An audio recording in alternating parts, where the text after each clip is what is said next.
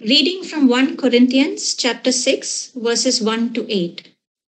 If any of you has a dispute with another, dare he take it before the ungodly for judgment instead of before the saints. Do you not know that the saints will judge the world? And if you are to judge the world, are you not competent to judge trivial cases? Do you not know that we will judge angels? How much more the things of this life?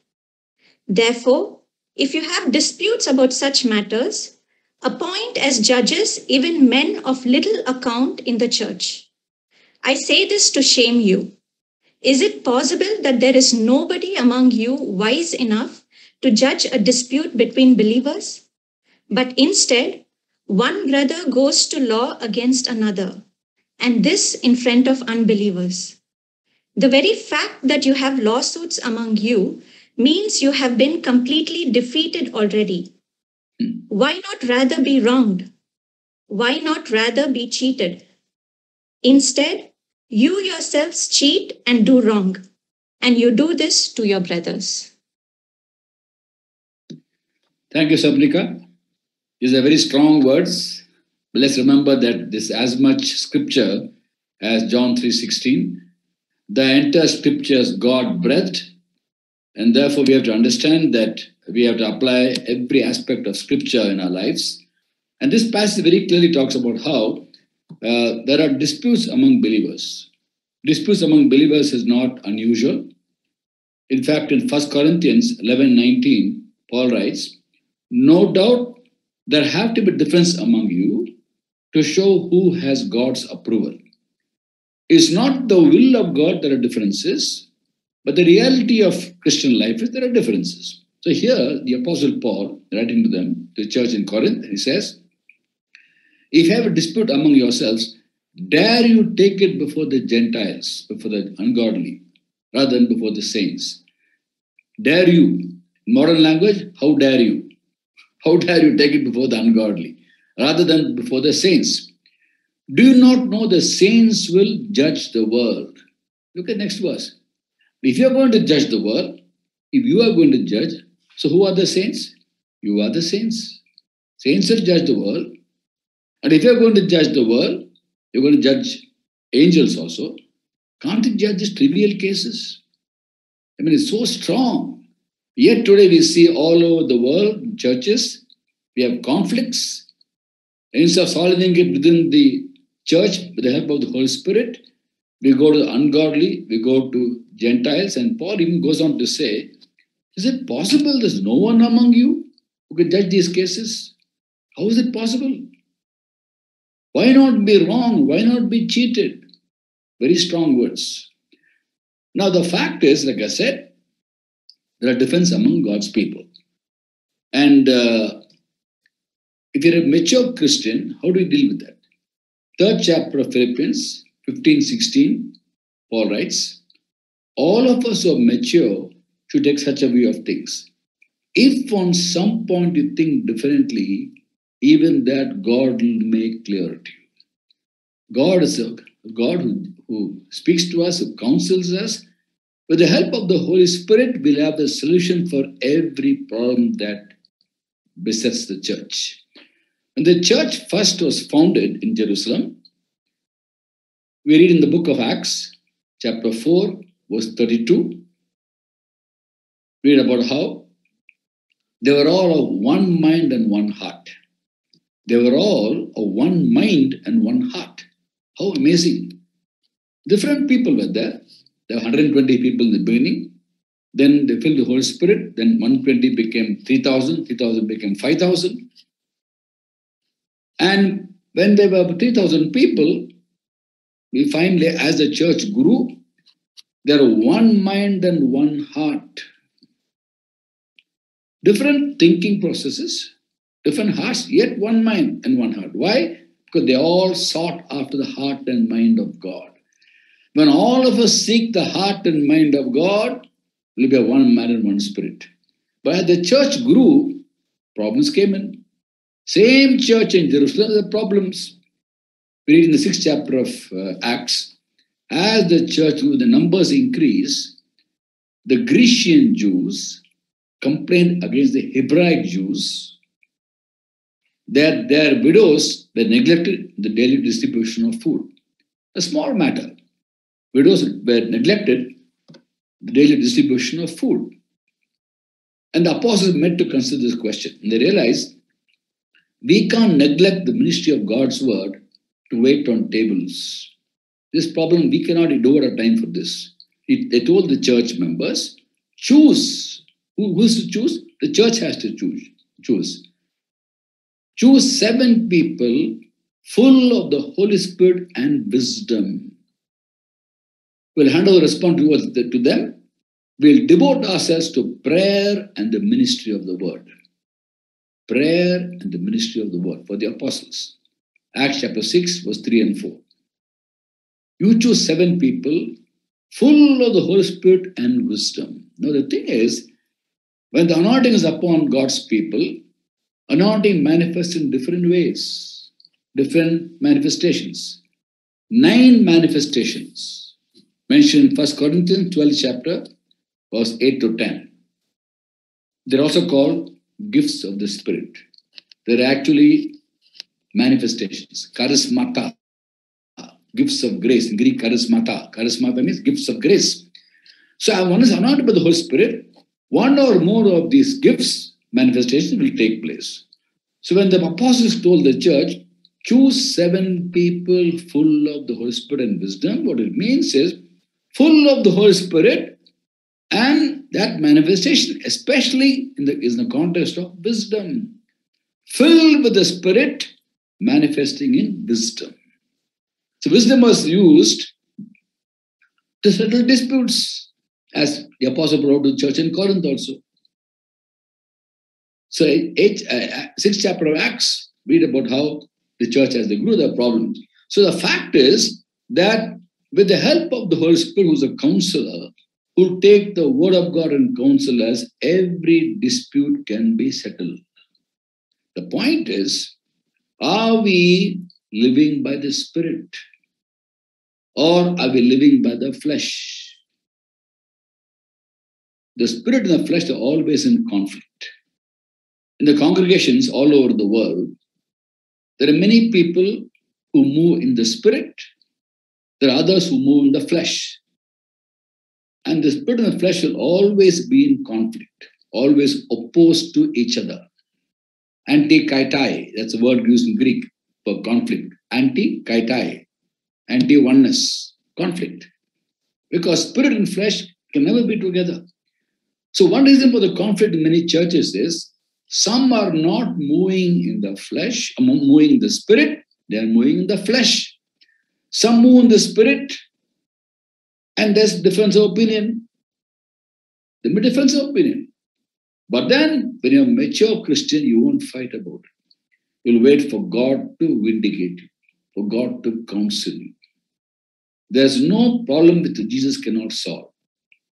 And the church desperately needs peacemakers today. In the book of James, chapter 3, verse 18, we read, peacemakers who sow in peace raise a harvest of righteousness. Peace means oneness. As compared to conflict in the church, resolving conflicts, we are called to be people who preserve that peace. And one very important quality of preserving peace is humility. If you look at Ephesians chapter 4, verse 2 and 3, be completely humble and gentle.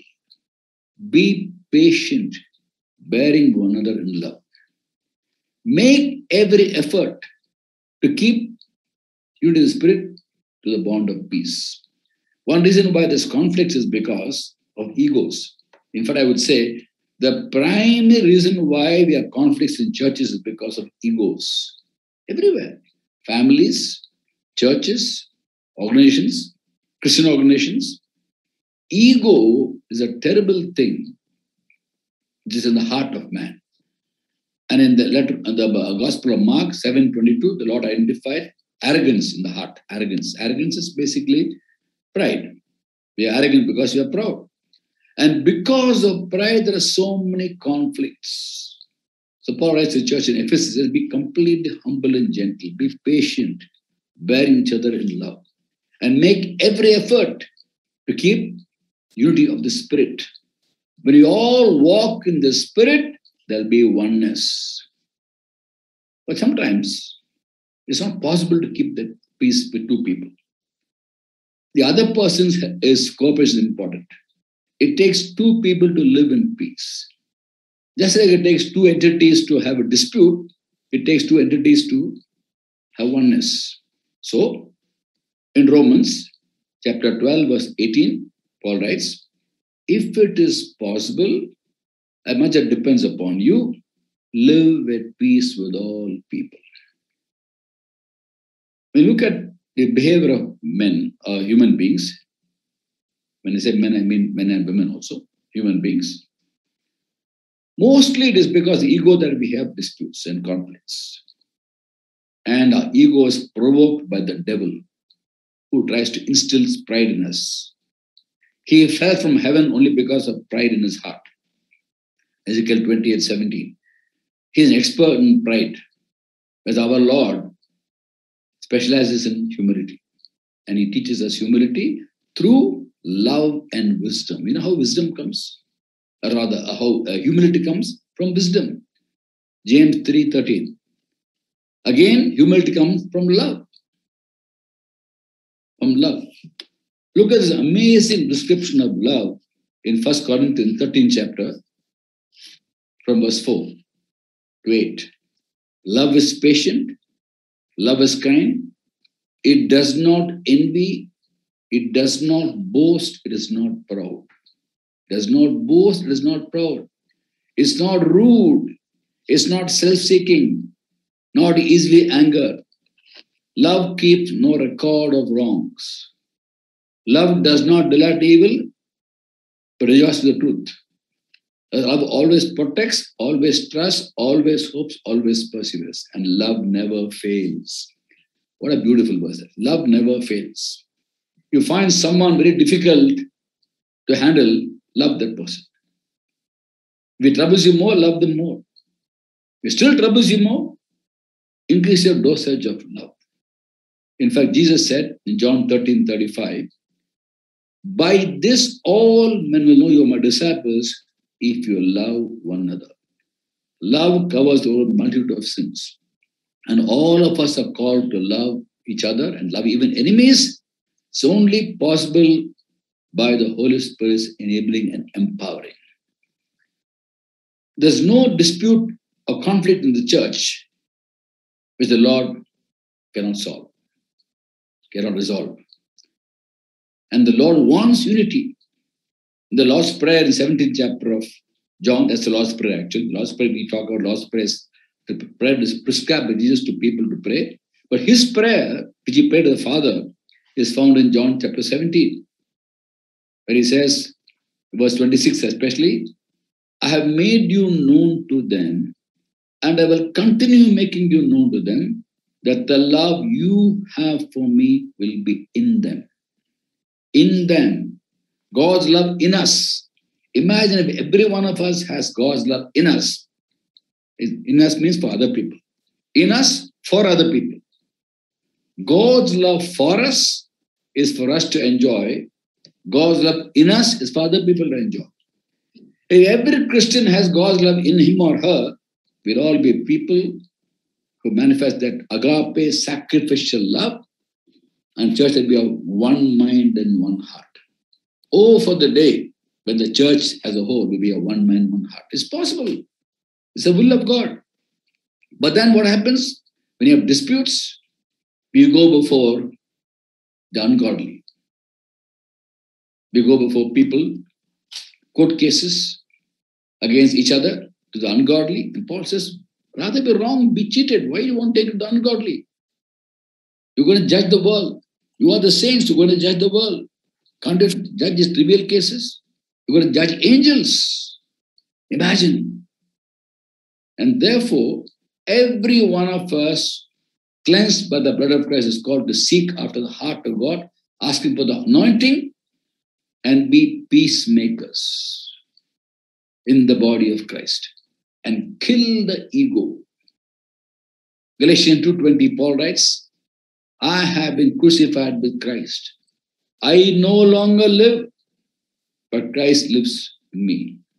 And the life I now live in the body, I live by faith, the Son of God, who loved me and gave himself for me. It's vitally important that we be peacemakers and ask God for his love. You can have all the gifts of the Holy Spirit, but if you don't have love, you're like an empty gong, making a lot of noise, no substance. The Corinthian church were gifted in every way. In all their speaking and all their knowledge, they were gifted.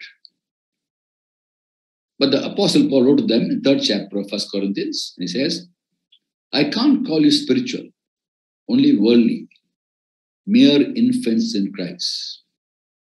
I gave you milk, not solid food.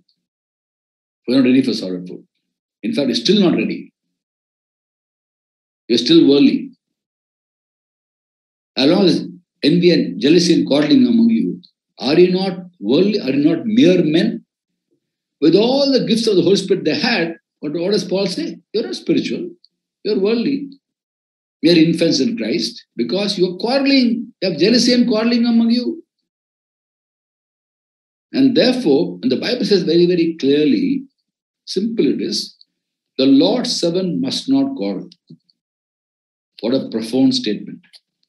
Paul to Timothy, 2 Timothy chapter 2 verse 24. And the Lord's servant must not quarrel. Again, quarreling requires two entities. I can't quarrel with the wall. I can't quarrel with my chair. You quarrel with people. In fact, even in churches. So when people trouble you, take it to the Lord. And he will tell you who's right, who's wrong. No point arguing and fighting with people. When they speak against you, take it to the Lord. There are conflicts in churches, but then the beautiful thing is when you all depend upon the Lord and ask God to fill you with the anointing of the Spirit and with wisdom. It's the will of God, the Bible says, according to Ephesians 3rd chapter verse 10, that God's wisdom is manifested through the church. Through the church, the manifold wisdom of God will be made known to all the authorities, even the heavenly places. So therefore, it's a very, very high calling for the church to solve the problems of the church within the church, not take it before the ungodly. But for us to seek the wisdom of God, with God's wisdom, we can deal with issues in the church. And this wisdom of God is available for every Christian. James chapter 1 verse 5. If anyone lacks wisdom, let him ask God, who gives generously to all without finding fault, it will be given. I'm amazed by that term, lacking wisdom. Wisdom is not a choice for a Christian. God's word does not say if you want wisdom, ask. If you lack wisdom, ask. Which means we only stop asking God for his wisdom, we feel you're full of God's wisdom. If all of us keep on seeking his wisdom, then what happens is there's no problem in the church which can't be solved. We're called to be peacemakers, make every effort to keep the unity of spirit, the bond of peace, and kill the ego and ask God for his amazing love. So I'm going to close now. I want to give more time for questions.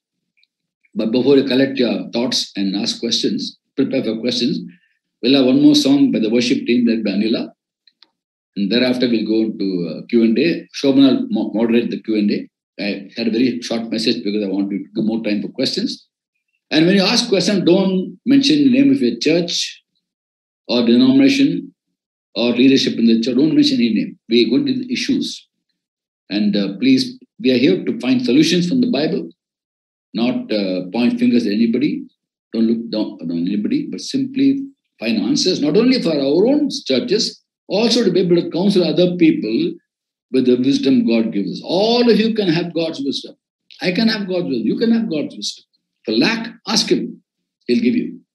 And you'll be able to be instrument, a peacemaker who sow in peace, to raise a harvest of righteousness. God bless you all. The church has been divided along caste lines for many decades now. Old and superstitious practice like observing auspicious time and demanding dowry are also caste-based evils that haven't been eradicated from the church. What are the biblical principles to address these caste divisions and systems prevailing in churches today? Very simple. Galatians 3:28. There's neither Jew nor Greek, slave nor free, male nor female. You're all one in Christ. Now, the Jews also had their distinctions. Jews and Gentiles would not mix with each other. They won't even eat with each other. Jews and Samaritans will not meet. Among the Jews, there were differences. Pharisees, Sadducees, Essenes, Zealots, and also Zealots, as well as Herodians, who were sycophants of Herod. There are divisions. But in the Lord, when you become a believer in Christ, there's no more divisions. So the caste system has to be totally eradicated. And there may be teaching in the churches about how there's no caste now. We're all one in Christ, all washed by the same blood. And dowry is definitely evil that we inherited from the past in our country. And therefore, there's no question of demanding dowry or caste system. All these practices are not pleasing to God at all. So we have to, in an aggressive war footing, so to speak, aggressive means not physically aggressive, but spiritually aggressive, and put an end to all these wrong practices. Since the church has so many problems and true outreach and ministry is hampered, what can be done by the common man? Can the common worshipper make a difference? Of course, change starts from within. See, this is a calling from God. Sharing gospel, building up people is a calling from God. And when the Holy Spirit moves your heart, you can always go and share the gospel one-to-one with people, and you can build up people one-to-one. And as you do that, people find they are motivated by your actions, and they are motivated to do it. It's a calling from God. And everyone doesn't have the same calling. We look at Ephesians chapter 4, 11 and 12, it's written, He gave some to be apostles, some to be prophets, some to be evangelists, some to be pastors, some to be teachers, to prepare God's people for works of service. So who are the servants? God's people. Every child of God is a servant of God. And it's a call God gives in a heart. So it's a calling. Even the ministry is a calling.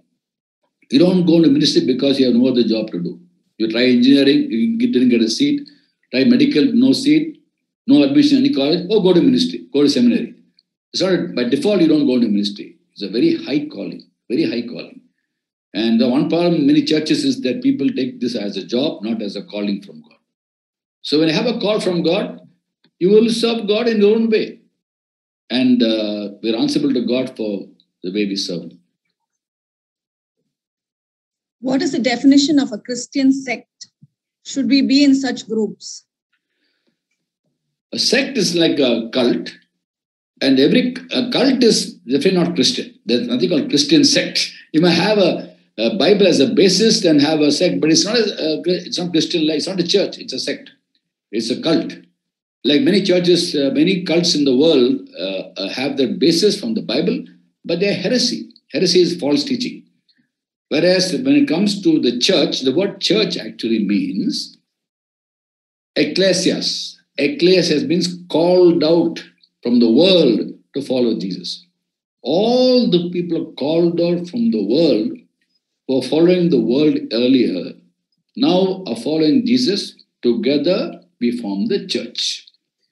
2 Timothy 1:9 says, He saved us and called us to holy life. What's the holy life?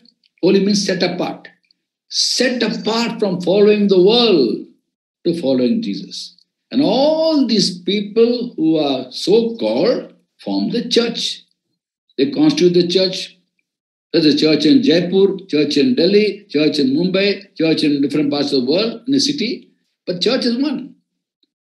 And therefore, that's a calling for every one of us. And we will respond to that call. to be holy and set apart. And when you do that, you'll find that you follow God, you motivate others to follow God, and you become a wonderful organism whereby you shine for Christ through the life you live. It's a little longish question. I'll shorten it. I joined an online church during the pandemic, and I liked the worship and the service. And I continued with the church even during lockdown. I paid the contribution. But the pastor has been evasive when I asked him about my membership. And I realized there is no team of counselors. The pastor doesn't have time to counsel. And how can the pastor who's in another city organize my funeral service? He's not open to discussions. What is your view? Don't worry about funeral service. Don't worry about dying. Be concerned about living. Live for Christ each and every day. If you're going to worry about how you're going to die, then you will waste your time not worrying about dying. Live for the Lord every day. We are called to live for the Lord. When you live for the Lord, you have no time to think about all the unnecessary things. 2 Corinthians 5:15 says, and he died for all, that those who live will no longer live for themselves, but for him who died for them and was raised again. And therefore, when you meet together as church, it's not to go, because like the church, you go there. You have to learn from what is spoken there from scripture and apply in your life. So, as far as your problem is concerned, talk one-to-one with your pastor.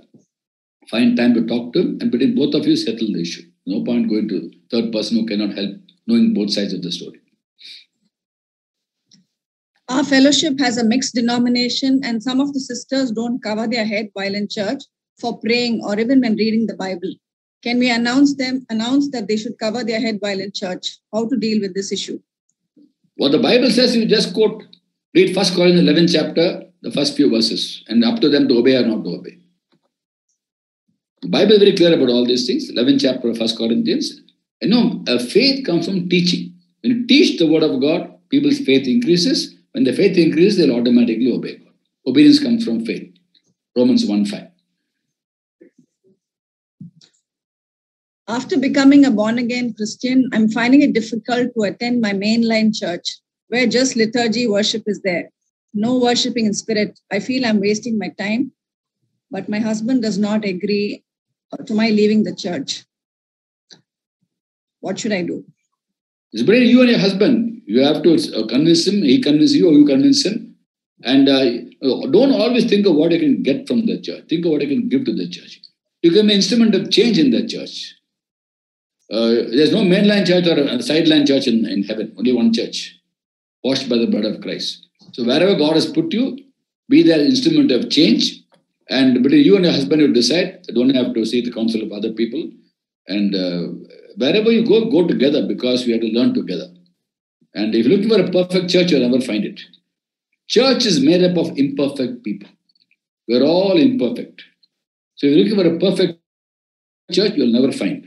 But wherever you are, but God puts you, where you have the peace of God, which is beyond understanding, remain there and be an instrument of change. What are the minimum basic requirements we have to see in any group of so-called Christians so that one can accept them as Christians? You accept them because God has accepted them. When God accepts them, who are you to reject them? The point is this: when they have believed in Jesus, accept him as Savior and Lord, and Christ lives in them, we accept them for who they are. They are washed by the blood of Christ. And therefore, don't judge them. Romans 14:4 says, who will reject someone else's servant? To his own master he will stand or fall. And he will stand, the Lord is able to make him stand. What is your opinion of churches with priests who conduct worship on altars with incense as part of it? Is it biblical? My opinion does not matter. Don't worry about what I think about it. What matters is what God thinks about it. And if this practice helps them draw closer to God in spirit, so be it. So it doesn't matter what the outward expression. God sees the heart. We look at all these things, how they worship, what dress they wear, long hair, short hair, all that we think about. But what does God see? He sees the heart. In 1 Samuel 16:7, the Lord told Samuel, God does not look at things man looks at. Man looks at outward appearance, God looks at the heart. So, like I said, don't judge based on all these practices. Rather, go by the fruit. The Lord told when He spoke in the Mount of Beatitudes, not Beatitudes, sorry, the Sermon on the Mount, when He gave the sermon, in 7th chapter of Matthew, He told them, verse 15, you'll know them by the fruit. The fruit of the lives, you'll know whether they're really following the Lord or not. Don't go by incense and all the other things. The church I'm attending now is going through a negative phase. There are court cases and financial irregularities and basically a law and order problem. So pastors have been arrested. As a member, how do I do my part as to bring peace and oneness? With the help of the Holy Spirit, correct them in love with the scriptures. I just read that passage, 6th chapter of 1 Corinthians. Just read out the passage and tell them, please follow this. When you follow this, you're going to have peace and joy. Why deny yourself peace and joy by going to all these court cases? So your own life, follow the Lord and be an example of change. You can't change the church. Only God can change the church. And even then, He will change when people have a heart to change, when they seek after the will of God. He won't force His will, He will reveal His will. And about these matters, His will is revealed in 6th chapter of 1 Corinthians, verse 1 to 8. We don't go before a Gentile court, ungodly people for settling cases. Rather, go to people in the church full of the Holy Spirit and wisdom. In fact, the 7 people chosen by the church in 6th chapter of Acts, among them included Philip and Stephen, who became so well known in the Bible. Stephen and Philip. And therefore, be an instrument of change. Don't condemn people. But then, our correction must be Bible-based. 2 Timothy, 3rd chapter, 16, 17, we read, all scriptures God-breathed, useful for teaching, correcting, rebuking, and training in righteousness, that the man of God be thoroughly equipped for every good work. So in love, go and correct people in the church. If they don't listen, they're answerable to God. You do your part and leave it to God to convict them and change them. Why aren't today's churches like those of the first century? You should ask God that. In fact, He'll see what God will say. Okay, you are talking about why they're not. What about you? Are you like the people in the first century church? Church is made up of people, no? You are one of them. So God asks you, Lord, why Lord? Why you are not following me? He'll ask you. I'll give an example. In the Bible, you find Jeremiah questioned God about wicked people flourishing in the world. God didn't answer Jeremiah about wicked people. Answer Jeremiah about Jeremiah. Jeremiah chapter 12, verse 1 to 4, he writes, he tells God, Lord, you always write this before, you always write it when I bring a case before you.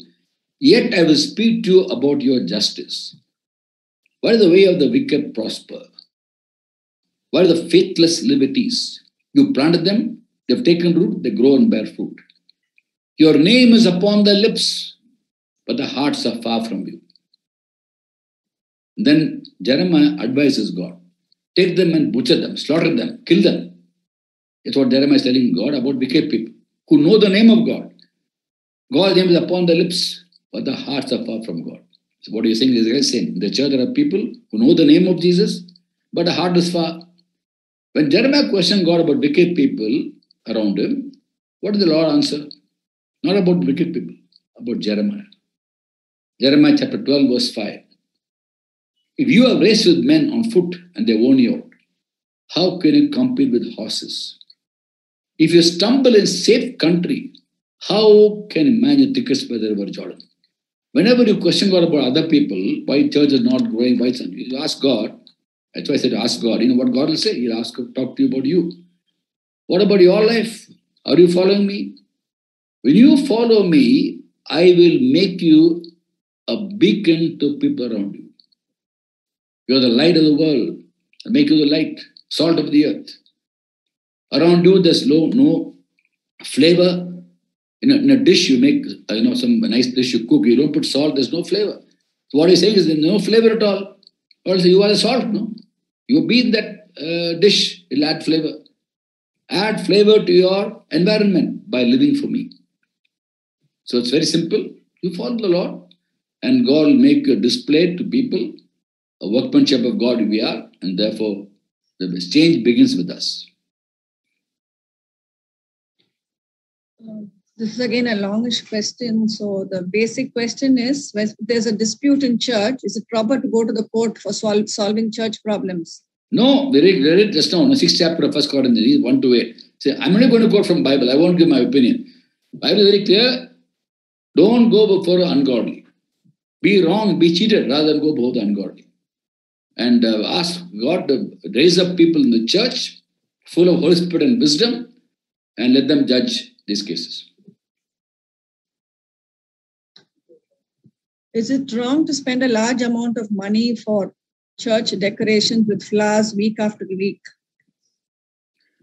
It's not wrong, it's unwise. But rather spend on things which build up God's kingdom. These things don't build up God's kingdom. Flowers don't build up God's kingdom.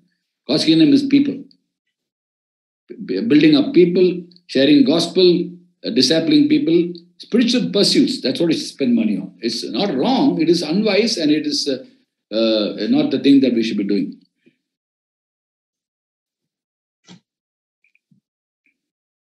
When there are selfish vested interests in church and church management, and when the founding members and contributors are ignored. Contributing members are ignored. What you are trying to say is, you have been contributing to the church, you don't get recognition for it. No. So the question is, why doesn't God intervene and put an end to this irreparable damage to his church? See, the point is this: there's a time for everything. Always you can put the blame on God. Why can't I stop it? There's so much of sin in the world. So can you say, Lord, stop sin now? He will judge one day. The day has not yet come. Just because God allows something to happen doesn't mean it's the will of God. On the judgment day, he will judge. Right now, he is waiting for people to repent. We look at 2 Peter 3:9, it says about second coming of Christ. God is now slow in keeping his promise, as some understand slowness. He is patient with everyone, not wanting anyone to perish, but all to come to repentance. So what is happening in your church when you say these things? God is waiting for them to repent and change. He's patiently waiting for them to come to repentance. So he's a patient God. He's patient with us, no? Why can't he be patient with other people? But if it goes too far, he will remove the people who are causing trouble and put somebody else. He'll do in his time. Ecclesiastes 3:11 says, Ecclesiastes, chapter verse 11, he makes everything beautiful in his time. Wait for his time. Don't rush God to fulfill your time. His time will come. He will make everything right in his time. Traditional churches have traditions like Jews had 613 laws, like baptism, marriage, death, etc. Can commoners like me do anything to correct this? See, all correction must be scripture-based. And correction should be in love. If you feel you are right, speak the truth, speak in love. Ephesians 4:15 says, speak the truth in love. So when you speak the truth in love, then God will convict them if they've done something wrong. He'll counsel them. And leave it to God to convict. He can't convict anybody. Only God can convict through his Holy Spirit.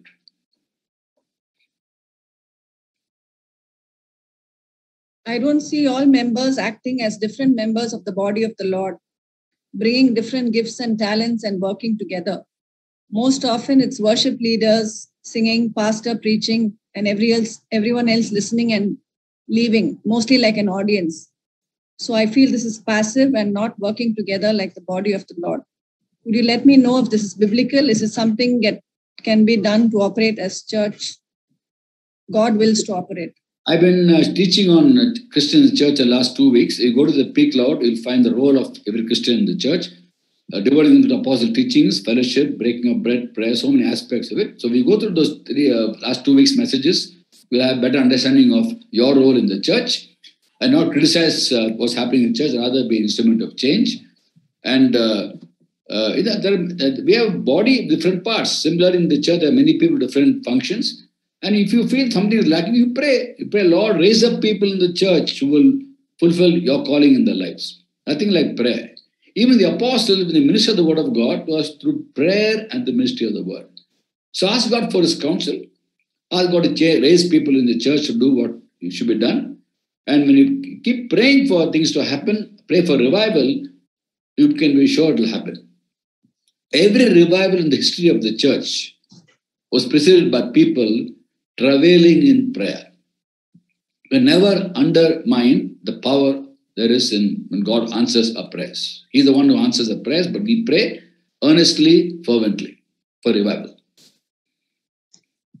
How can we know that the church we are in, if it could be a cult? If it is a cult, then should we address the leaders as to why we think it is a cult, or should we just leave the same?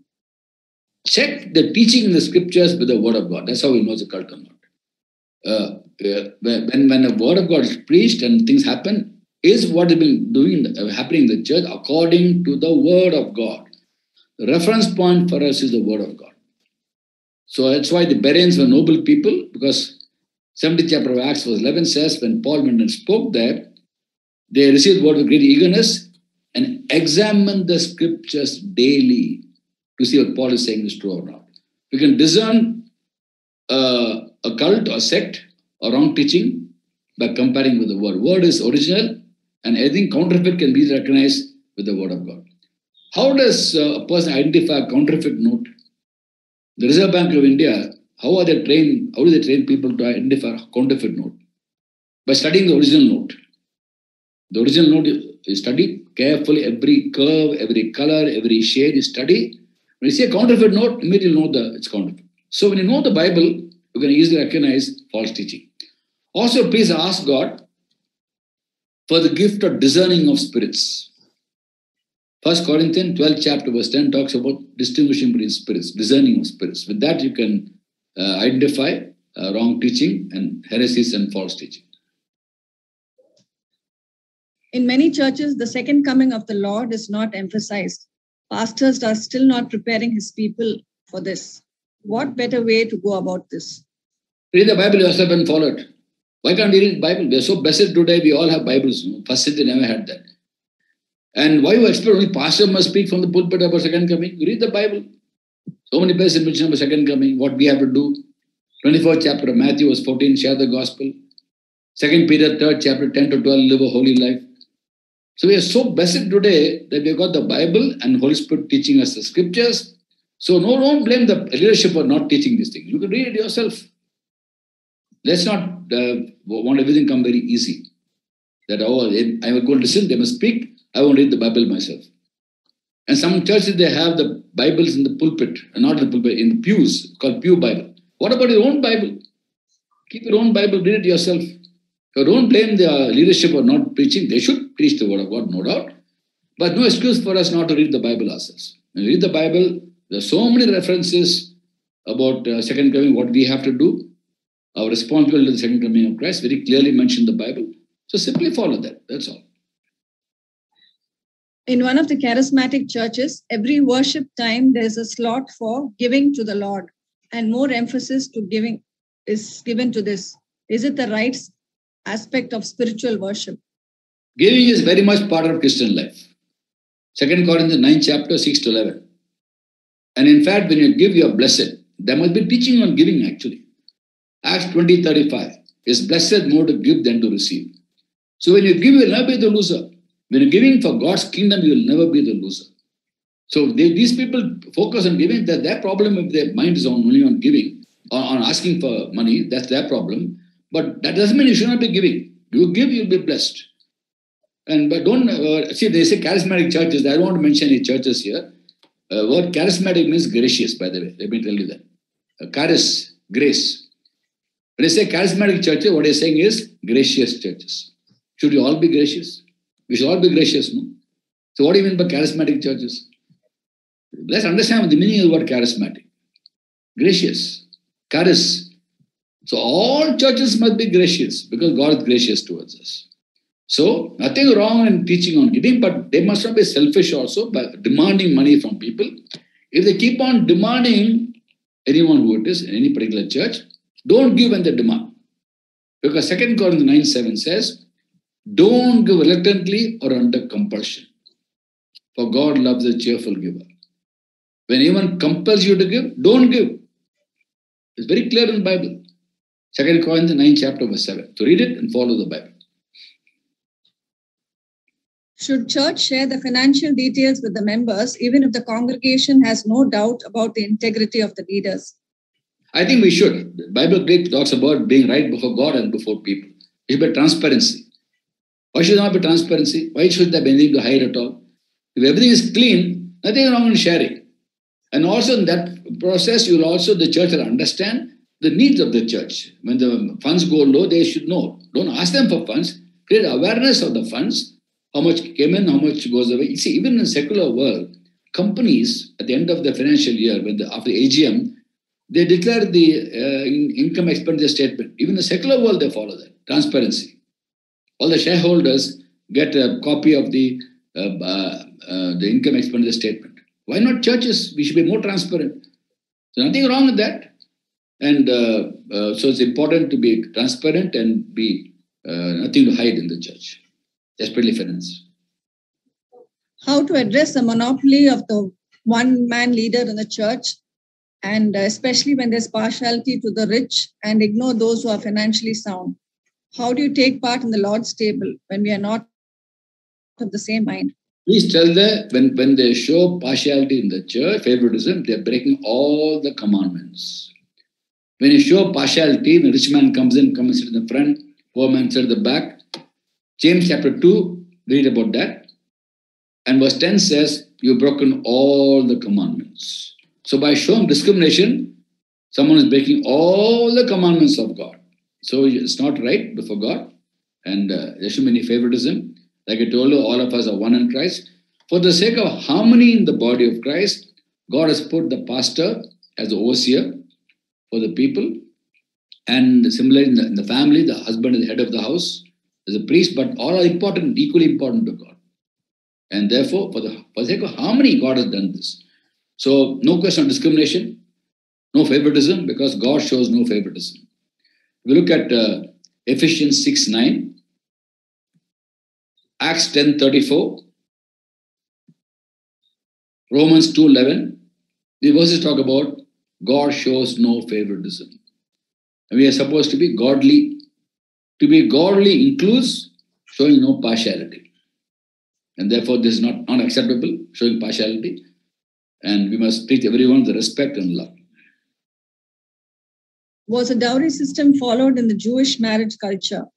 How is the Jewish marriage culture exchange of relating money matter? Opposite of dowry. In the Jewish culture, the bridegroom gave money to the bride's parents, not the other way around. Yeah, look at the time when Isaac went to, Rebecca, no? When he was sent to find a bride for Isaac. What did he give? As soon as he went there, he gave jewelry, he gave a lot of things to the Rebecca's family. And it's been the practice, even today in the Jewish family, the bridegroom's parents will give to the bride's, because out of thanksgiving for having brought up the child all these years. When a girl is 20 years old, she gets married. And now the bride is going to the husband's family. So as a means of thanksgiving to the bride's parents, they give a gift because they looked after the child so well. It's the other way around. There was giving, of course, but not the dowry, where the bride's people give money to the husband, to the bridegroom. The bridegroom gives to the bride. When there's adultery involved in the church, Pardon? I didn't get it. When there's adultery involved in the church, should the pastor and the leadership tell the bigger church that the issue has been fixed? You have to deal with and stop that practice. Whatever sin there is in the church has to be, people have to repent of it. There are all these things happening, no doubt, but then you must repent. Any sin in the church, you have to address it and ask, and then the person has to repent and then put that behind. Once he puts it behind, then don't hold it against that person. Confession is one thing, but repentance is what God wants. Confession is verbal, repentance is action. The church has to address the issues in the church and not put it under the carpet. Will a newborn baby of an unbeliever go to heaven? Romans 5:13 and Romans 4:15 both say, where there's no law, there's no transgression. Sin is not taken into account where there's no law. Unborn baby, not unborn baby, infant who does not know what sin is innocent, sinless. And therefore, obviously, the child goes to heaven. Nothing to do with the parents, it's to do with the child, because the child is created by God. Read Romans 4:15 and Romans 5:13. Even David's child through Bathsheba was innocent, and the child went to heaven. How do you know that? 2 Samuel 12:23. David says, "He will not come to me, I will go to him." Please ask questions concerning conflicts. Don't ask other questions, because let's be focused on what your topic we're discussing. We're talking about conflicts in the body of Christ. Don't ask about unbelievers. Even though I'm a member of a church, I don't feel comfortable as it is. As she called us a churchianity, not a Christianity anymore. Are home visits by the pastor biblical? What's wrong in visiting people? We visit people to pray with them and encourage them. Obviously, it's biblical, because they met at homes in the first century. They met at homes. They broke bread at homes. So why do you say it's unbiblical for a pastor to visit? He's visiting to encourage, comfort, pray for people. It's very, very biblical. Now, when you say, I don't feel comfortable, you don't go to church because you feel comfortable. You go to learn. You're part of a church to learn and to contribute, to give and to receive both. And if you feel nothing is happening there, then you have to question why you're there in the first place. Did God put you there, or you went there because you like to go there? Ultimately, you must be the center of God's will. And you have to belong to some church, and especially the church where God puts you. Sunday school children dress up according to the pattern of the world. When teachers tell them to dress appropriately, they're offended and stop coming. Please guide. God looks at the heart. Don't look at the dress. He looks at the heart. And yes, there's a propriety in dressing. And dress as other people dress. If I go to Hawaii to speak in a church, people come to church with shorts. And sometimes women come with a swimsuit. That's the culture there. The pastor wears shorts. You could do that in Gumdipundi, then no one is going to like it. No? So according to the environment, you have to dress appropriately. I have a simple dictum as a man of God, servant of God. A simple dictum of dressing is, don't be overdressed, don't be underdressed. Don't be overdressed, don't be underdressed. And when children come, so you have to guide them, no doubt. But guide them in love. Don't simply impose restrictions upon them. They will rebel. Let them see, dress appropriately, that your dress is not a distraction to people. Dress like everybody else around you. And let your life show how different you are, not your dress. Please explain what it means to worship in spirit and truth. I did a whole session on that. It's a long time to explain. Okay. Be honest in your heart and put away every sin in your heart. Spirit is basically that, heart of man, spirit of man. And worship is to bow down, to surrender. In your heart, mind, words, and your thinking, let us be completely committed to God and bow down before God, surrender to God.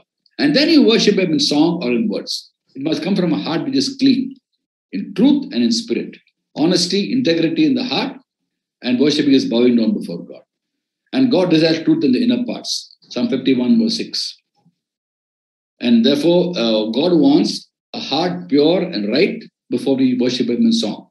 In the book of Isaiah 29:13, God says, Isaiah 29:13, these people come near to me with the mouth, honor me with lips, but the hearts are far from me. The worship of me is made up of rules taught by men. So sometimes we focus on rules taught by men, neglect our heart. God sees the heart. He wants truth in the inner parts, the inmost place. That's the meaning of worshiping in holiness and in truth and in spirit. All Souls Day finds a lot of people in the cemeteries. What should I do as a believer? Please remember that body lying there is only chemicals. It's only dust. The person who's left this world has gone to heaven. He is enjoying God in heaven. Spirit is there. Dust is here.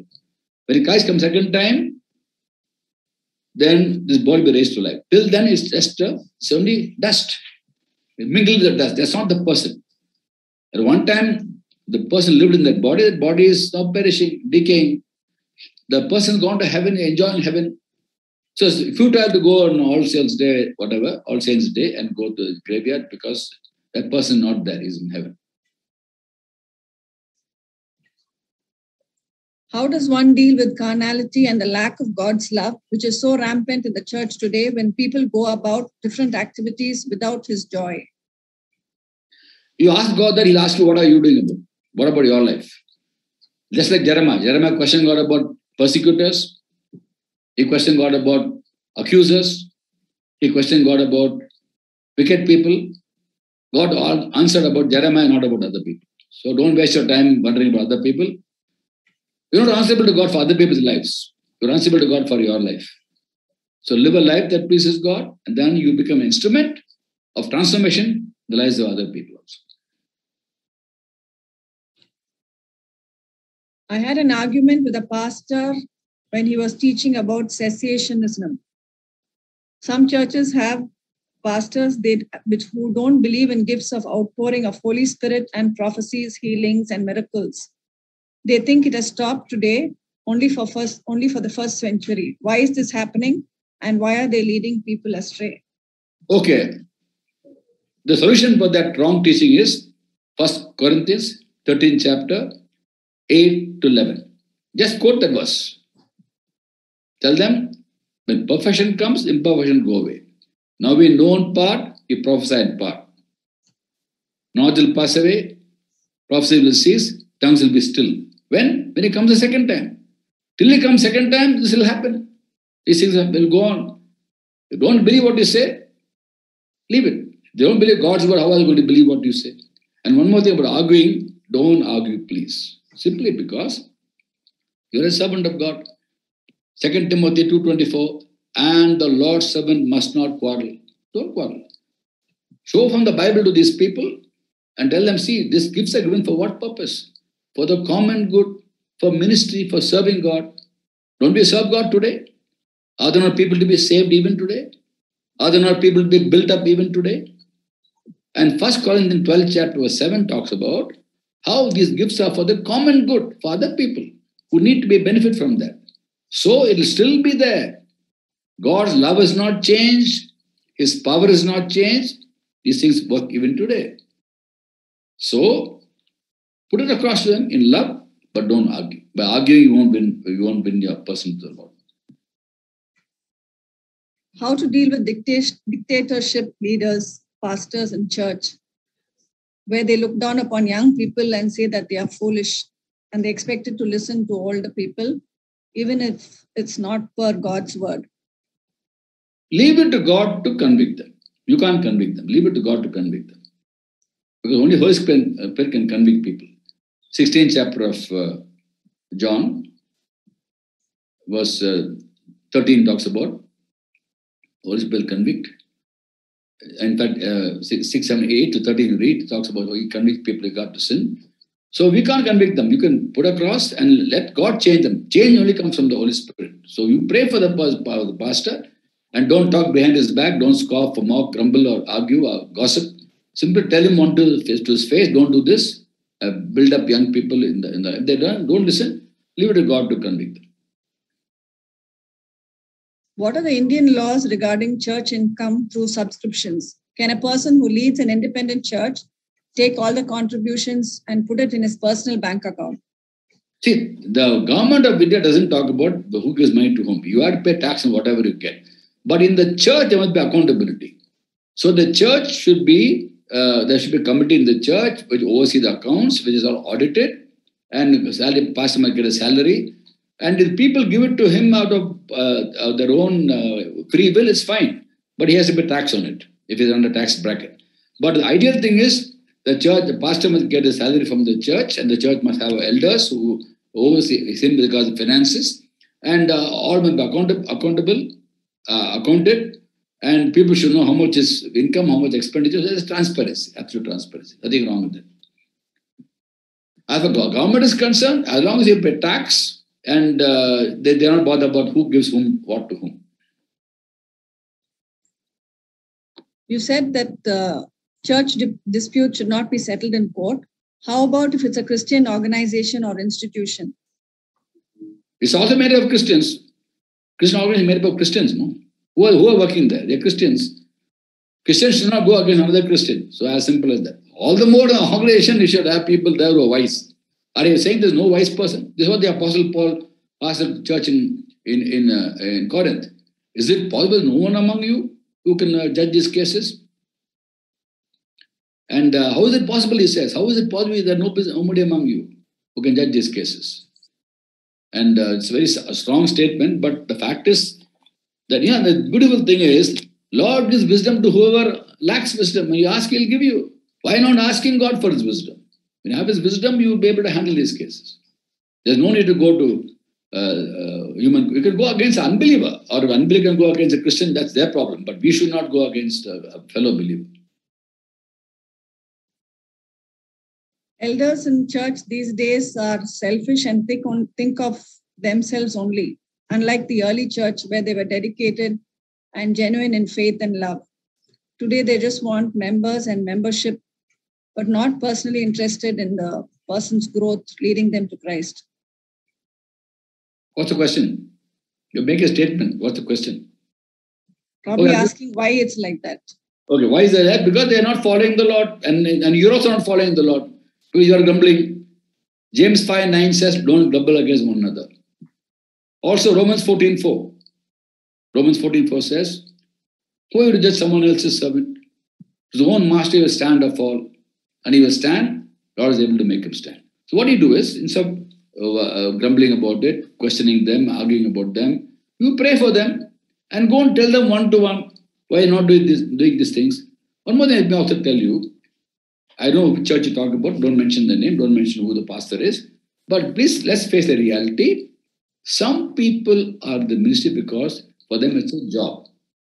Some are in the ministry because it's a calling from God. If it's a calling from God, they will do it sincerely, honestly, and be a blessing as God blesses them. If it is a job, you find all the things happening. So the fundamental question is this person doing it because it's a job, or is it because it's a calling? And as far as you are concerned, don't grumble, don't question. Go one-to-one, tell him. If he doesn't listen, he's answerable to God. You're answerable to him for what God wants you to do. Now, also with regard to leadership in the church, let me also tell the other side of it, biblically from the other side of it. If you look at 1 Thessalonians in chapter 5, verse 12 and 13, Paul writes, the church in Thessalonica, I urge you to respect those who work hard among you, who admonish you, or owe you in the Lord. Hold them in the highest regard because of their work. And live at peace with each other. Live at peace with each other. So when it comes to the congregation towards the pastor, the leadership, what does God's word say? Respect those who work hard among you, who admonish you, who are over you in the Lord. Hold them in the highest regard in love because of their work. Live at peace with each other. Then again you find in Hebrews 13:17, obey your leaders and subject to their authority. They watch over you as those who are given account. They watch over you as those who are given account to God. Obey them, that the work will be a joy and not a burden. If that is so, their burden, no advantage to you. Also, one more passage. 1 Timothy chapter 5, 17, 18. The elders who run the affairs of the church are worthy of double honor, especially those whose work is preaching and teaching. As it is written, do not muzzle an ox while setting out the grain. Quoting from Deuteronomy chapter 25, verse 4. Don't muzzle an ox in treading out the grain. A worker is worth his wages. Quoting from Luke 10:7. So we have to respect people not because we like their face, not because they are nice to us, because of the work they are doing. Having said that, when they do something wrong against scripture, go and tell them one-to-one in love for their betterment. They listen, fine. They don't listen, leave it. God will convict them one day. If their hearts are open to God, they're teachable and humble, God will convict them. But if they don't, then God will find someone else to do the work. There are more than 50 questions, so if you could keep your answers brief, it would be good. Okay, I'll try. Thank you. Our church doctrine teaches that the evidence of the Holy Spirit is a person and speaking in tongues. Is this scriptural? No, it's not. 1 Corinthians 12:31. I'll give quick answers. 1 Corinthians 12 chapter, everyone doesn't speak in tongues. 29, 30, 31. Read that passage, you'll find the answer. Next question. We have two major denominations fighting openly inside and outside, dealing with each other. How do we resolve this? Seek wise men in the church, full of Holy Spirit and wisdom. How do we take part in the Lord's table when we are not of the same mind? You have nothing in your mind against anybody else. You are set right before God. And it says in Romans 12:18, if it's possible, as much depends upon you, live in peace with all people. As much depends upon you. It doesn't depend upon you sometimes. The other person has to make peace. If he doesn't make peace, don't worry about it. We all side, have nothing against him, and go take him in. I'll keep answers short. Romans 16:17 says we have to avoid those causing divisions. Avoiding means what? Want them once, want them second time, the third time stay away from them. Because 15:33 says, bad company corrupts good character. 1 Corinthians 15:33. So stay away, don't get into their way of life. So don't have anything against them, don't hate them, but stay away from them. What does one do when the leadership of the church is constantly sinning? Tell them their sin, pray for them, ask God to convict them and leave it. How do we know that our tithe is still being used by the Lord's for the Lord's kingdom? You don't have to know. You're giving because you love God. God honor you for giving. If you come to know, if you happen to know something wrong being done, then go and address the issue. But don't try to probe and find out. That's for the committee to do. There's a committee in the church, finance committee. Their job to find out how the money is being spent. But for the common person, when they give the money, you're giving unto God, no? And they're answerable to God for the way they use. But if you find something wrong happening, we have to address it. No doubt about it. But don't simply probe and get worried about how it's being spent. It's like, pay tax to the government. The government doesn't use it properly, you feel, but you don't stop paying tax, no? You still pay tax. Because when tomorrow there's fire in the home, fire engine will come. So who's going to pay for the fireman salary? From the tax only. So we're getting facilities from the government and we have to pay for it. And therefore, if you know something wrong is being done, address the issue. Don't have to put it on the carpet. But don't worry about how the money is being spent. Leave it to God to convict them. In the 1 Corinthians passage, verses chapter 14, 22 to 33, clearly calls us about orderly worship in the church. Yes. However, until believers are given the opportunity, how can someone interpret what is said in tongues? How can we share the revelation we receive from Lord? Please tell. Okay, when you pray in tongues in public, in the church, only 2 or 3 must pray in tongues and someone must interpret. There's no interpretation, don't speak in tongues. If you look at 14th chapter itself, Paul talks about how that 2 or 3 must speak in tongues or someone must interpret. There's no interpretation, better not speak in tongues public. In fact, Paul writes in verse 17 and 18, he says, I speak in tongues more than any one of you. But in the church, I'll rather speak 5 intelligible words or instruction rather than 10,000 tongues. So in the church, we have to be, unless interpretation is there, don't speak in tongues. Pray quietly between you and God. We'll get edified. But prophecy is for edification of the church. And also, tongues with interpretation is for edification of the church. How can we encourage younger church members to be engaged in youth meetings when they don't want to come? Now find out what they're expecting from the church. When they get what they desire in the heart, when they get spiritual food, the hungry people will come. When you feed them with spiritual food, and those hungry for spiritual food will come. So make sure they get what they come to church for, godly teaching. They'll automatically come. You won't have to force them to come. Is it right for the pastor to interfere in everything, including the finances of the church? See, he is an overseer, so when there's something wrong happening, he has to intervene, but he's not the only one. In the first century church, there were apostles, prophets, evangelists, pastors, teachers, gifts of people, gifts of administration. There were deacons, elders, so many people were there. Not one man's show it was in first century. We have to go back to the first century model. Water baptism and Holy Spirit baptism, are they separate or are they one baptism? They are different. Mark chapter 1, verse 8.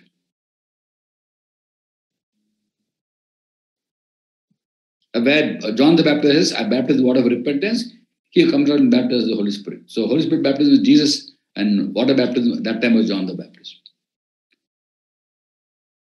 Is there a white color dress code for church services? No. There's no dress code. It's just that some people wear white because in the book of Revelation, in chapter 4 and 5, we read about the 24 elders wearing white robes. They think they are one among the 12, for 24, I think, I don't know. So they feel they wear 24, elders wore white robes, so I'll wear white robe. To identify with those 24 maybe. But God sees the heart, no? You can wear white, but the heart may be dirty. Are pledges taken by the congregations in a church biblical? See, giving is very biblical. So you can call it pledge or you can call it contribution or donation, but giving is very much part of Christian life. 1 Corinthians 9, chapter 13, 14. I'm going to give you references so that you can read it yourself when you go back. Otherwise, it will take a lot of time. Read 1 Corinthians 9, chapter 13, 14. How do we deal with rebels in church who don't want to listen to elders and pastors and spread discord and confusion among the congregation? Counsel and take them to other churches. Counsel them in love, and I find out what they don't get in the church, for which they don't come to church. And when they have their needs met, they'll automatically come to church. Maybe they don't find their needs met, or it could be rebellion, it could be pride, it could be so many. You can't generalize. You have to find out the specific case, what is problem for them, and then solve the problem. Pastors earning a 6-figure salary is acceptable in the Lord's sight? See, rich or poor is relative. Rich or poor is relative. We are all very rich compared to average Indian. I am very rich compared to average Indian. We all know that. Average Indians, my annual salary is so low, we are all far above that bracket. And all of us are poor compared to Mukesh Ambani, isn't it? So we are rich or poor is a relative. The question is, do we have money or do we love money? Money has us or we have money? So the question is, love of money is a sin, root of all kinds of evil. So some people, they have such a high salary, it's basically love of money. And we know that. And that is the root of all kinds of evil. 1 Timothy chapter 6, verse 10. So for this particular problem, read please 1 Timothy chapter 6, verse 6 to 17. The entire passage talks about money. Which one is right, to be in one denomination or non-denominational or interdenominational Christianity? Be where God puts you. If you go to heaven, there's no non-denominational, interdenominational, nothing like that. Only those washed by the blood of Christ. Be where God puts you. You'll know where God puts you by the peace in your heart. Unlike big organized churches, most independent churches do not have so many leaders and to deal with wrongdoings, etc. Won't it be better that they come under some sort of leadership like the first century church? Yeah, we are to be accountable. All of us are supposed to be accountable to someone. So it's important that so-called independent churches have a board about the pastor or whatever, the leadership, who oversee them. And accountability is a very much part of Christian life, church life. Should we not be following principles when the church leadership is wrong, but refuses to admit it when confronted on a one-to-one basis? Based on Matthew 18:15, he says. 15 to 17, yes. That passage talks about one-to-one, tell him his fault. If he repents, you won him over. Doesn't listen, tell 2 or 3 people. Doesn't listen, tell the whole church. Still doesn't listen, put him out of the church. And put him out of the church can also mean that when the pastor or the leadership totally against things, then pray that God removes him out of the church. Because God will, if he doesn't change, God will change him. God will change the church and take him away from the church. You can pray about it. Let God's will be done. But God will train us to such difficult people also sometimes. But the pattern of dealing with sin in the church, be it leadership or anybody, is 18th chapter Matthew, verse 15 to 17. Some members don't believe in paying subscription. They say the church is not a club. They give as they want. Is that okay? Don't call it subscription. Give it as think of it as giving. We are supposed to be cheerful givers. 2 Corinthians 9 chapter verse 7. You can call it whatever you want. Donation, contribution, subscription, membership fee, whatever you can call it. But basically, it's a giving to God's kingdom. So 2 Corinthians 9 7, take it along with 1 Corinthians 9 chapter 13, 14. I hope someone's noting on the verses. Whoever asks the question should note on the verses because you have to go home and read it. After this meeting, you'll read it. For sake of time constraint, I'm just giving references. You can deal more questions then. Some people in church organize parties and activities, and they don't preach the full gospel to attract more people in church. Is that right? See, before God, the heart is what matters. And are they doing it for glorifying God, edifying people, or for their own pleasure? So whatever we do should be to glorify God and edify people. And by talking about them behind the back doesn't solve any problem. So ignore it. You pray for them. Whatever you do should be glorifying God and edifying people. One of them is missing, then something is incomplete. Women covering their head, you already answered that. Bouquets and gifts are given to invitees, winners, or any church event, disrupting the solemn worship service. And also clapping, is it right? Clapping is very much part of Christian joy. Where you clap because you're full of joy. Nothing wrong with that. Raising up hands also is very biblical.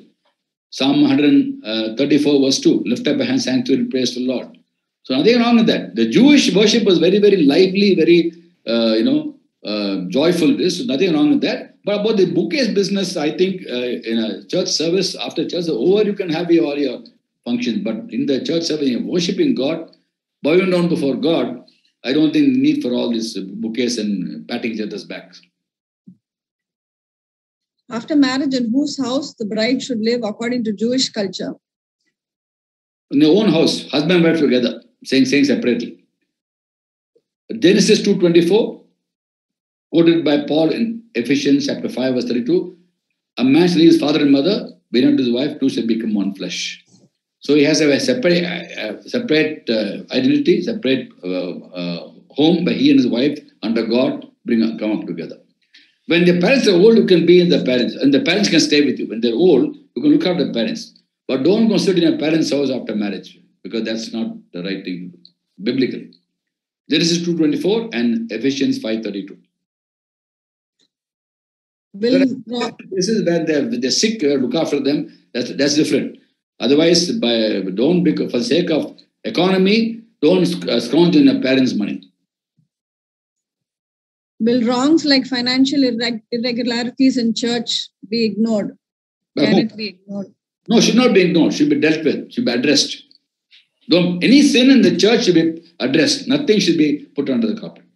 Because God wants the church to be holy and blameless. Before second coming of Christ, He wants the church to be holy, blameless, and at peace with Him. Read 2 Peter chapter 3, 10 to 12. 10 to 14, actually.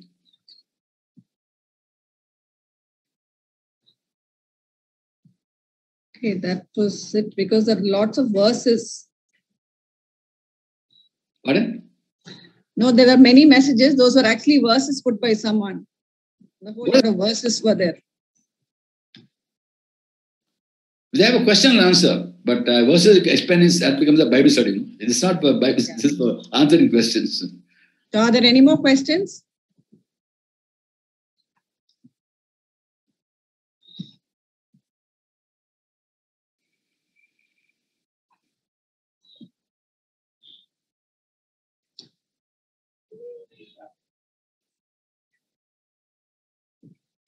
Are you sure you covered all the questions? Yes, I think there were a total of 52 questions, so it showed like there were 52. Did you cover all 52? Yes, but some more are coming. Our church is an independent church and a one-man army. There is no transparency. First of all, we do not know where our offering and tithe is going. We do not have fellowship. We try to share and contribute, but only our pastor and relatives take care of everything. Should we look for another place to go? Yeah, first talk to the pastor, tell him this is not a biblical pattern. Biblical patterns have accountability, financial accountability, and also people in the church who are all part of it's a body. We're not, the whole body is not made up of one head, no, or one arm or one leg. So if this is not that, then if the pastor doesn't listen, I think it's time to leave and go to a place where the biblical pattern is followed. Pattern should be biblical.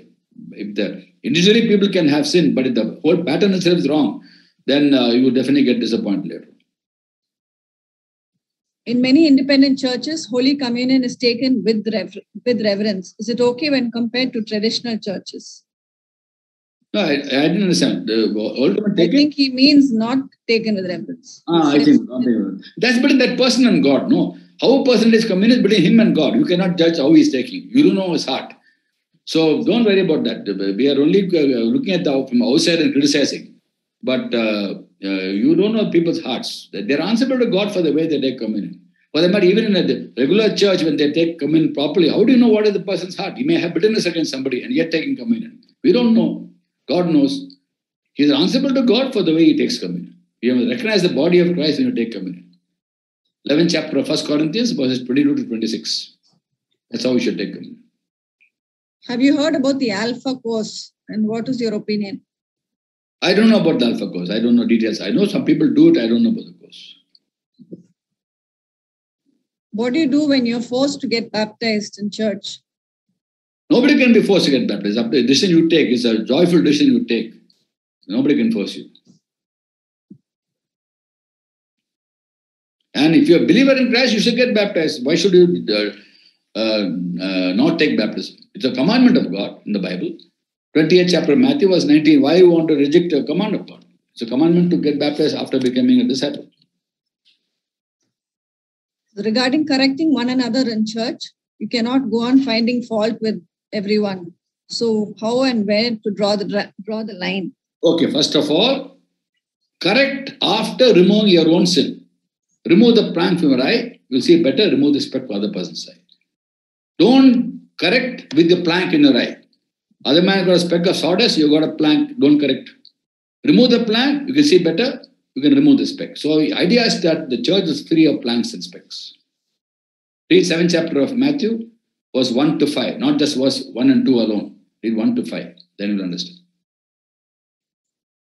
What do we do when a pastor in his sermon brings out personal problems and criticizing and instead of encouraging us? We are hurt every week. What should we do? Call him aside, talk to him one-to-one, tell him this is not on. If he wants to say something, tell him, let him talk straight to people concerned, not use the pulpit to attack people. And tell him, don't publicly expose him. After the sermon is over, call him aside, one-to-one, go and tell him, Pastor, what it is wrong. As a servant of God, you should not do that. If you have to correct somebody, by all means do it, but do it one-to-one in love. And with the idea of correcting the person, that the person becomes a better instrument of God in God's hands. He has to be corrected, but do it privately, not publicly. Our church pastor gets offended when we go to other churches and other programs. What should we say? That's his problem, his insecurity. Many are insecure because of that. So leave it to him, between him and God, let him deal with it. And many pastors are insecure like that. They say, oh, my sheep are going somewhere. First of all, it's not your sheep, it's God's sheep. So look at 1 Peter 5:2. It says, be shepherds of God's flock under your care. God's flock. You're only overseer. So the word for pastor in Greek is a word called poimen, P-O-I-M-E-N. That's a word for pastor in Greek Bible. Poimen means shepherd. To keep the flock in the fold of God. To follow the Lord. That's the calling of a pastor. So when people behave like this, it's their insecurity. And you can't do anything about the insecurity. When the security is Christ, they won't behave like this. Our security must be Christ, not people, not circumstances, not churches, not fellowships, not people, but Christ alone. There is a division in church regarding infant baptism and believers' baptism. Which one is biblical?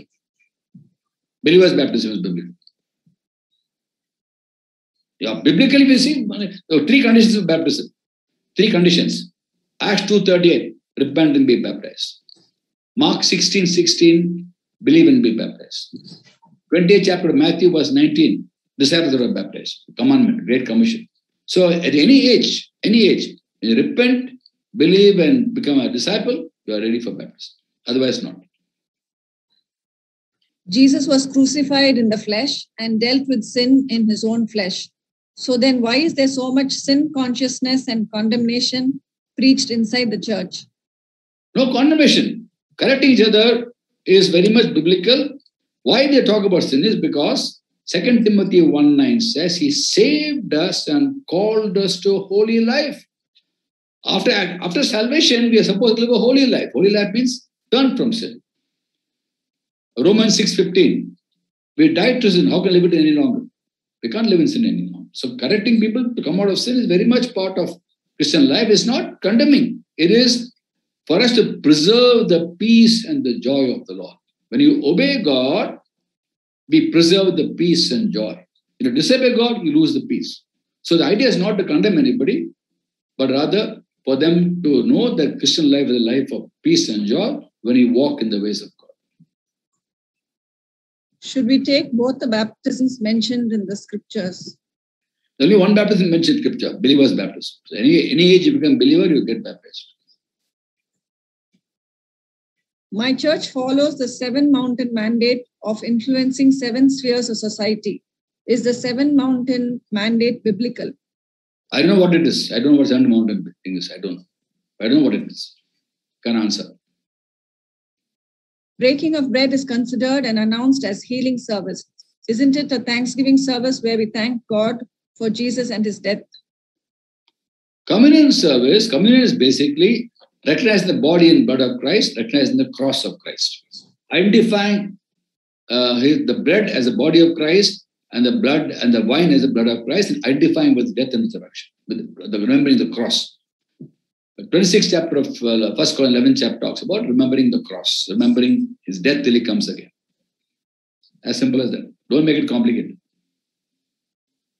Is it wrong for pastors to welcome guests from other churches with flowers and bouquets, etc.? No need for flowers and bouquets. You're giving one person more importance than somebody else. Giving one person more importance. It's like the 2nd chapter of James. That when a rich man comes in, you give him, sit in the front and honor him. Poor man comes stay at the back. Would you give a bouquet to a poor man who comes to the church? So it's unnecessary and don't have to do all this. Unnecessary, I would say. What is baptism of the Holy Spirit? Anointing of the Holy Spirit. Baptism means anointing. Baptismo. Greek is baptismo. Pouring out the Holy Spirit. But Jesus pours out the Holy Spirit upon us. That is baptism.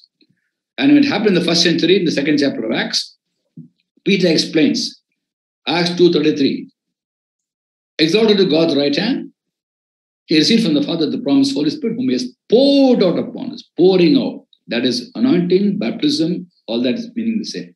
Anointing, baptism, receiving, filling, all mean the same.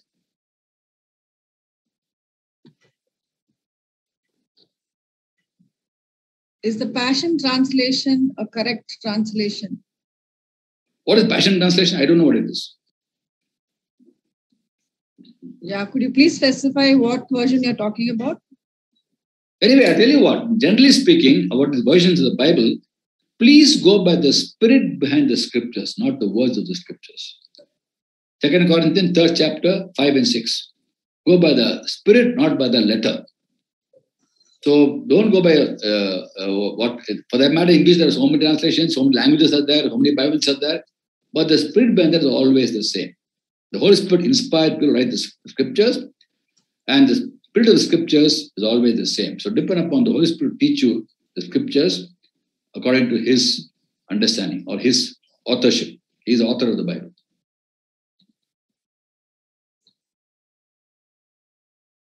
When there are sexual preferences, should the church welcome people like that? Sin is sin. You can't call good evil, evil good. If you look at Isaiah chapter 5, verse 20, it says, woe to those who call evil good and good evil. If something is wrong right before God, you have to address it. You can't say it's okay. We love them for who they are because they are saved by the blood of Christ, but they can't continue the lifestyle which is wrong. You cannot be spectator people continue their lifestyle. Tell them it's wrong, But you don't reject them, but then you cannot endorse the lifestyle they live. Is it necessary for everyone to speak in tongues? I already answered the question. Read 1 Corinthians 12 chapter 29, 30, 30.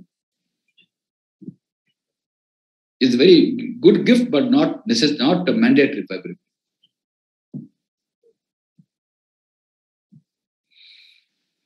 Hannah would like to share a short testimony.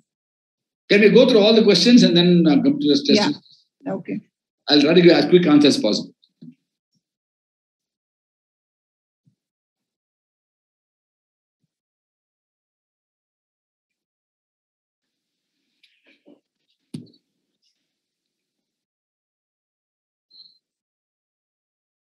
Today is the exceptional day, so we can go on for a longer time. Normally I finish at 8:30, but today was, it's different. So I hope you don't mind staying on.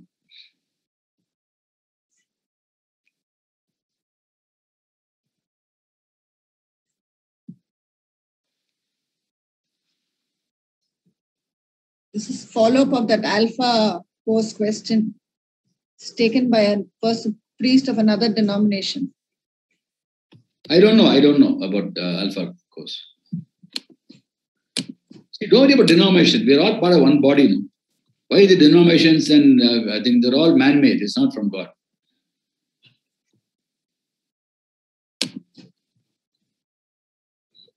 That was the last question, brother.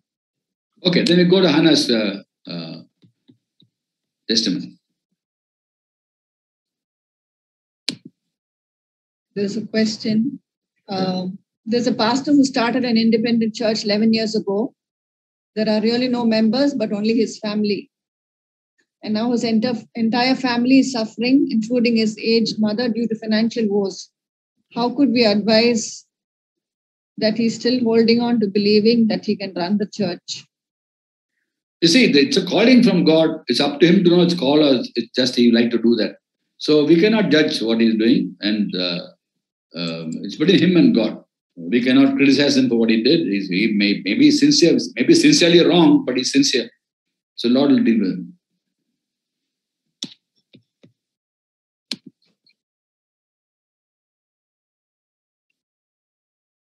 Can you highlight some of the teachings in churches that are cultist in nature? At least 5 such teachings. That's not what I'm going to, what I would like to do. I don't want to criticize any church, any organization. If you have a question, a biblical question about how to deal with problems, I'll answer. But I'm not here to talk against any church or any fellowship about it.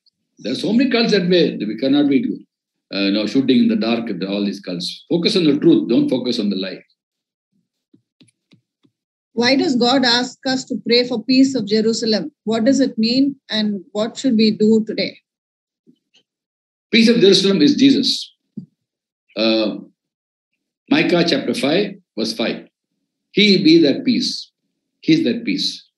So praying for peace of Jerusalem, as mentioned in Psalm 122, verse 6, basically means pray that people in Jerusalem will recognize that Jesus is their peace. Peace is not absence of problems. It's not absence of war. There'll be war. There'll be war in the last day. Har Megiddo. Armageddon in English. In Hebrew, Har Megiddo. There'll be war there. It's not going to stop. You're not going to avoid. We can't avoid that. Peace is Jesus. So praying for the peace of Jerusalem basically means pray that the Jews accept Jesus as the Christ. That's what it means. He is that peace. Micah chapter 5, verse 5.